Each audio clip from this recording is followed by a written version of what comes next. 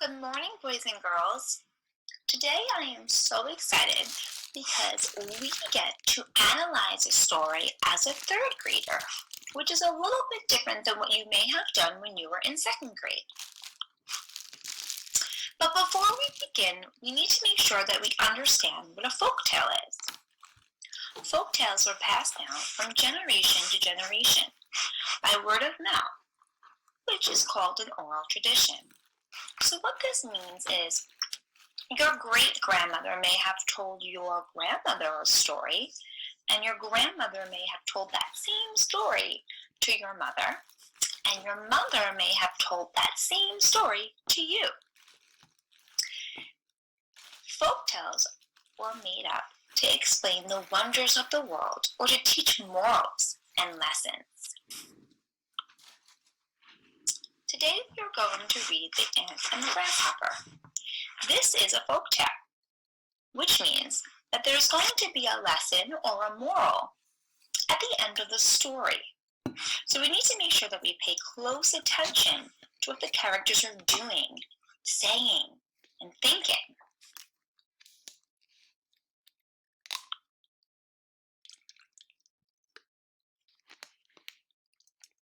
Friends, we're going to read The Ant and the Grasshopper by Deanne Marwood, illustrated by Gabrielle Antonini.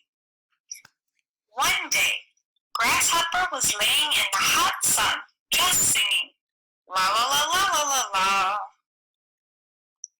The ants were busy finding grain to store for winter.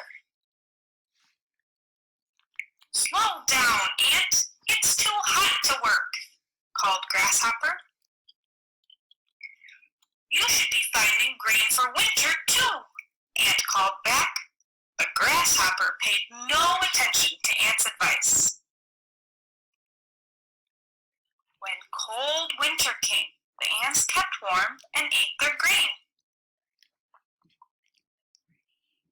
One morning, the ants saw Grasshopper. Can you look at Grasshopper? What is Grasshopper feeling?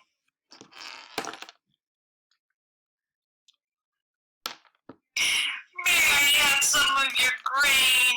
Grasshopper asked. Please.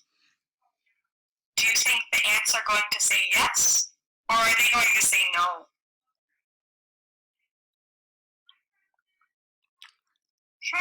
Where is your grain? Ant asked Grasshopper. I was too busy singing to find any, said Grasshopper. You can have some grain, but next year you must find your own before winter, said Ant. So the ants shared some food with Grasshopper. Thank you, said Grasshopper. Okay, boys and girls, now that we got to listen to that folk tale, I want you to notice a little bit of a difference that we're going to see in third grade. In third grade, we may see passages that look like this instead of books. And the best part is that we get to be active readers and do something called gisting, which is a great strategy when you're reading.